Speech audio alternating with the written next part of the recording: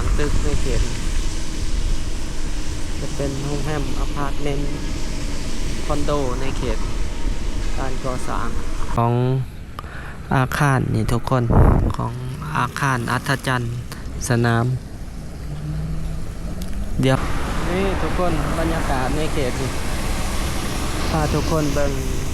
มุมนี้ของตึกที่กำลังก่อสร้างใหม่แต่ที่นี่แต่โรงแรมตึกเรียงกันทางความสูงบายดีกันเบิดทุกคนกับเสาร์วันอาทิตย์ในมื้อที่ฝนตกตอนนี้เวลา 6:38 นาทีทุกคนเป็นเสาร์วันอาทิตย์วันที่5เดือน7หรือว่าเดือนกรกฎาคมมื้อนี้ก็ว่าสิพาทุกคนลงไปแถวพุ่นแหละ แถวสนามกีฬาเจ้าอนุวงศ์ก็มี FC ที่ว่าขอกันเข้ามาว่าอยากให้พาไปเบิ่งปัจจุบันเพิ่นก่อสร้างฮอดใส่แล้วว่าบรรยากาศแถวนั้นเป็นแนวใดการเปลี่ยนแปลงในเขตใจกลางเมืองขี่รถออกมาทำบิดกับฝนคือสิบ่ตกคือยิบๆซื่อๆขี่มาฮอดแถวนี้ก็แห้งขึ้นทุกคนนี่ก็เป็นเขตถนนน้องบอนเขตบ้านน้องบอนลุมถาดลวงลงมานี่นะทุกคนลงไปทางครัวก็สิเป็นบ้านพ่นไส้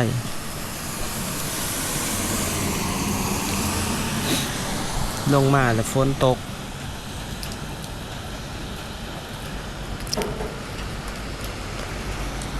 กับบ่แห้งบันไดกับพอดีเปียก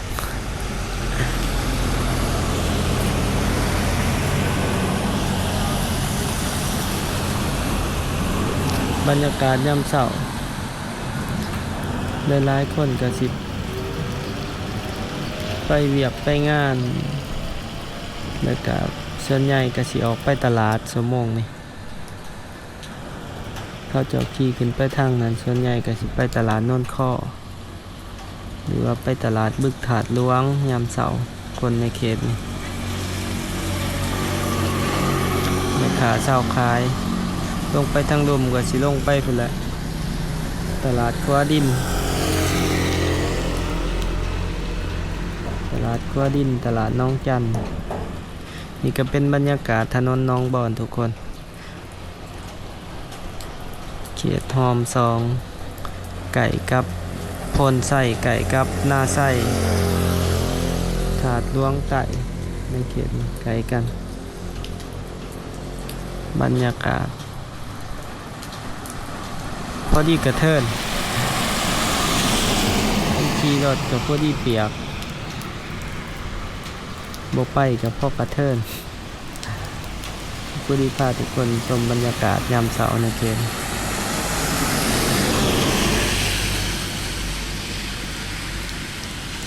เดี๋ยวฝนคอยอีกจักหน่อยจังสิพาทุกคนคอยขี่ลงไปทุกคนขี่ลงไปเบิ่งแถวสนามกีฬาเจ้าอนุวงศ์แล้วก็แถวอันนั้นเนาะแถวเขตสีหอมไปเบิ่งอันนั้นไปเบิ่งตึกแถวเขาจะสร้างแถวเจ้าฝังงมขี่รถเลาะหลินยามเช้าโอ้มื้อนี้คันฝนบ่ตกพาทุกคนคอยขี่สโลว์มื้อนี้มันบ่ค่อยมีรถยามเช้าทางหน้าเฮาก็เป็นหาดขาเป็นหาดขายเครื่องย่อยคันทางฝั่งไทยเพิ่นก็สิเอิ้นหาดโซหวยบ่หาดโซหวยหรือว่าหาดขายของชำ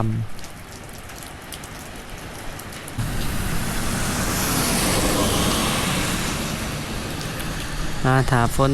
คอยลงกว่านี้น้อยหนึ่งพาทุกคนขี่รถออกไป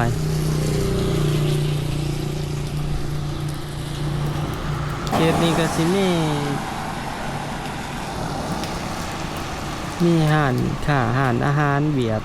ในเขตนี้คนเวียดก็อาศัยหลายอยู่ในเขตน้องบอนนาไส้ แต่ว่ากับบ่ร้ายเท่ากับอดีตคันไปก่อนคันย้อนไปก่อนเงินกีบบ่ทันเฟ้อนี่ก็ถือว่าคนเวียดอยู่แถวเขตนี้หลายเขตนาไส้ถาดหลวงแต่ว่าปัจจุบันนี่ก็มีอยู่มีสำหรับเวียดที่ว่าเขาเจ้ามาอยู่ได้หลายปีเขาเจ้าก็บางคนก็มีดินมีที่อยู่แน่นอนในนี้เขาเจ้าก็อยู่นี่เลยแต่ว่าเวียดที่มาแบบไปมาๆกับบ่ค่อยอยู่ปานใดเดือนนี้แต่ว่าก็ยังมีหลายร้านอาหารเวียดในเขตน้องบอนนาไส้สำหรับผู้ใดที่ตามหาอาหารเวียดหรือว่าเป็นอาหารก็มาในเขตนี้ร้านอาหารกินดื่มแบบสไตล์เวียดนามในเขตนี้เดี๋ยวเราก็สิลงไปพาทุกคนแข่งฝนเบิ่งบรรยากาศเนาะพาทุกคนชมบรรยากาศเขตถนนน้องบอนนี่ก่อนลงไปหอดแถวเขตโพนไส้แล้วเป็นสิตัดพาทุกคนไปเบิ่งเขตฐานดำสนามกีฬาเจ้าอนุวงศ์ปัจจุบันเนาะบรรยากาศยามเช้าที่เฮาแนมเป็นในเขตนี้ก็สิมีอาหารเวียดตัดผมอาหารต่างๆแต่กับโบราณคิดแต่ก่อนแล้วนี่แต่เวียดที่เขาเจ้าแบบอยู่ท้าวรในเขต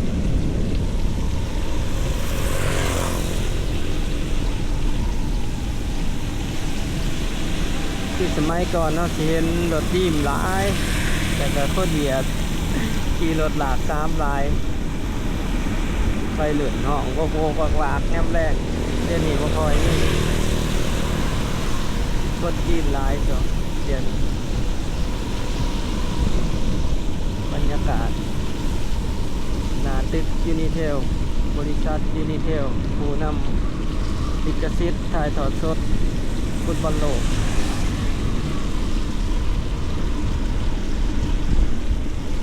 ทุกคนเดี๋ยวเราลงไปทางสีหอม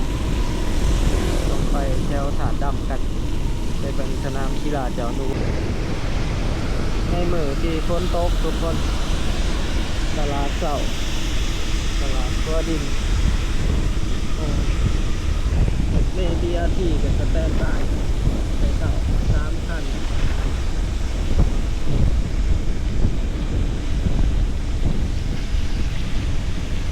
เดี๋ยวสิพาทุกคนเดี๋ยวขัวลงไปทางถาดดำ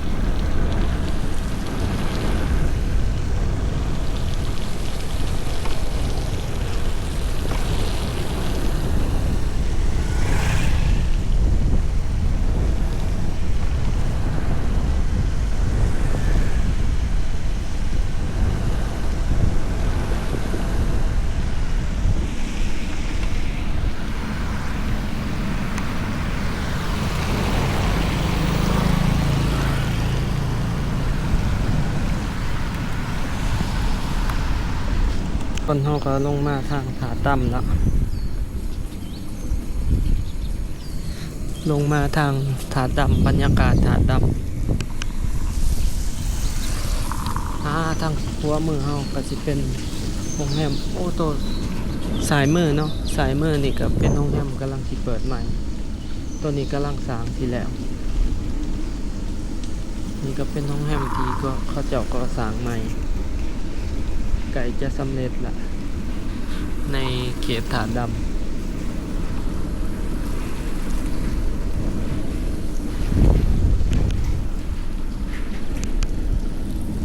โน่นทางหน้าเฮาก็เป็นสนามกีฬาเจ้าอนุวงศ์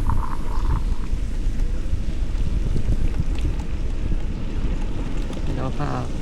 ทุกคนเบิ่งแต่ว่ากับเบิ่งอยู่ทางนอกเฮาก็สิเห็นอาคารทางในเป็นอาคารอัศจรรย์เพื่อเป็นสนามกีฬาแห่งชาติแห่งแรกของประเทศลาวก็คือสนามกีฬาเจ้าอนุวงศ์นี่ทุกคนเฮาก็สิอยู่บอนนี้เนาะ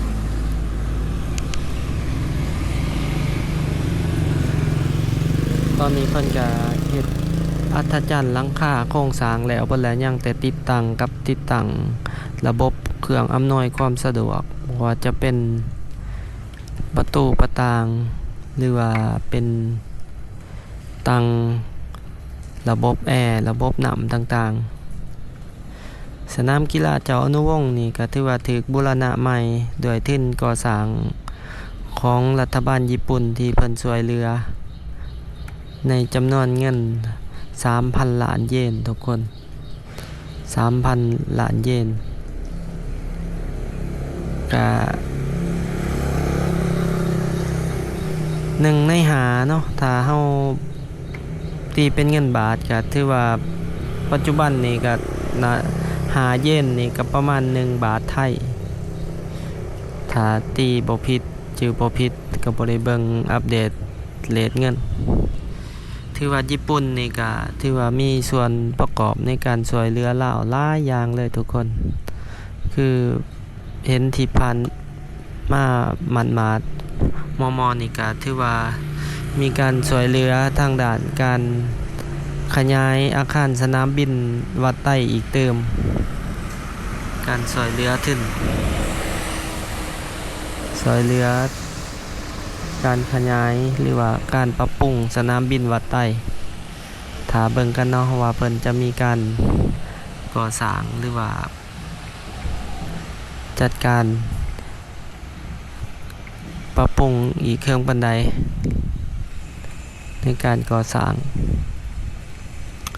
ตอนนี้สนามกีฬาเจ้าอนุวงศ์ถือว่า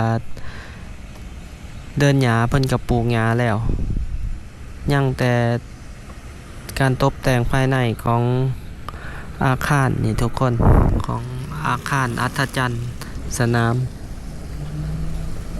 เดี๋ยวเฮาสิพาทุกคนขี่ลงจากนี้ลงไปที่สีหอม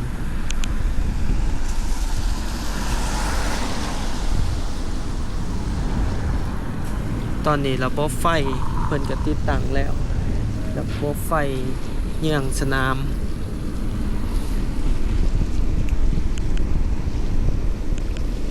บรรยากาศฝนตกเฮาสิลงไปทางสายลมลงไป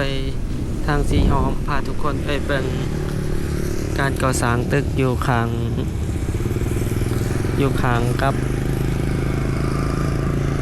สวนเจ้าฝางม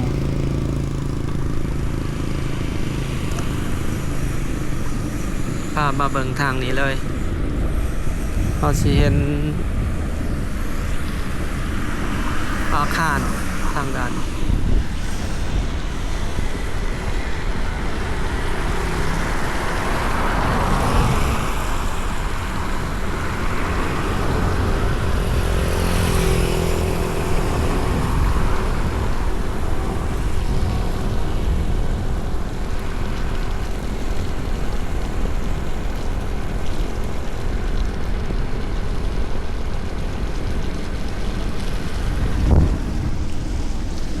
ในเขตนี้ก็สิมีทางโรงเรียนมีตลาดครบหลายๆอย่างทุกคนกับเป็นโรงเรียนเจ้าอนุวงศ์ทางหน้ากับเป็นไฟแดงสายลม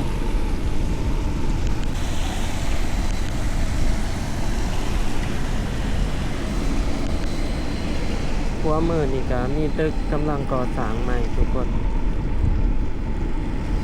ข้างหน้าเฮาก็เป็นสีแยกไฟแดงสีหอมเขตเซ็นเตอร์พอยต์เฮาก็สิพา ทุกคนเลี้ยวขวา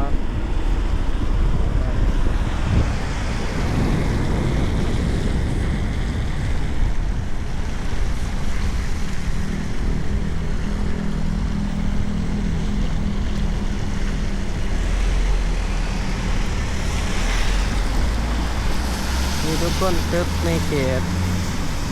สีหอมบ่อนทางสายมือนี้เราจะเห็นว่ามีการตกแต่งใหม่หลายตึกแล้วก็มีธุรกิจหลายอันเข้ามาแต่ว่าจะเป็นคลินิกเสริมความงามแล้วก็เป็นห้านขายเครื่องสำอางห้านขายเห็ดขายพลอยต่างๆมีหลากหลายอย่างกับเปลี่ยนแปลงไปหลายในสายมือเอาการตกแต่งตึกใหม่ถือว่าเป็นตึกแถวที่ก่อสร้างมาดนในเขตนี้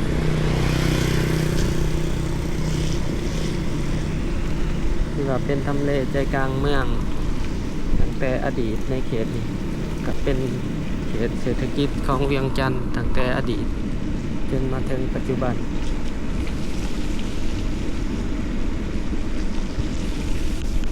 ข้างหน้าเฮาก็มีแต่โรงแรมใหญ่ๆโรงแรมระดับ4 ดาว5 ดาวเป็นโรงแรม Holiday Inn แต่โรงแรมคาวพลาซ่าเกือบเป็นโรงแรมที่รู้ในใจกลางเมืองเวียงจันทร์ขวามือนี่ก็ยังเป็นดินวางอยู่น่าจะเป็นห้องแฮมอีกต่อไปกันมีสถานี BRT อยู่ปัจจุบันนี้ทางหลังของสตาร์บัคนี่ก็มันเป็นแบบห่างย่อมๆมีสินค้ามีบริการหลากหลายอย่างมีมินิมาร์ททั้งนั้น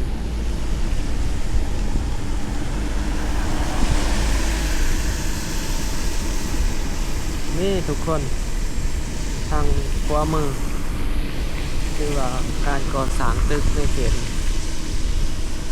จะเป็นโรงแรมอพาร์ตเมนต์คอนโดในเขตการก่อสร้างคือว่าขึ้นมา13 ชั้นแล้วเขาจะสร้างในเขต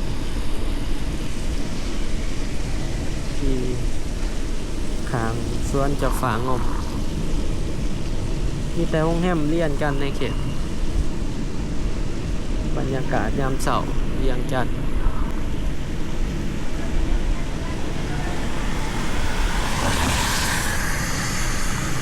ฝนกระเศร้าแต่ว่าทางยังเปียกๆกันอยู่เดี๋ยวเราสิลงไปเหลียวรถอยู่ลุมพุ่นทุกคน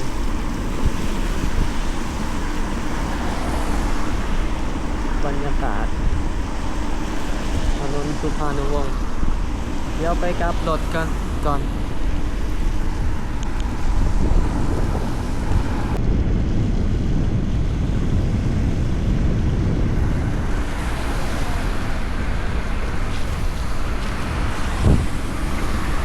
นี่ทุกคนบรรยากาศในเขตนี่พาทุกคนเบิ่งมุมนี้ของตึกที่กำลังก่อสร้างใหม่แต่ที่นี่แต่โรงแรมตึกเรียงกันทางความสูง11-12 ชั้นเรียงกันไป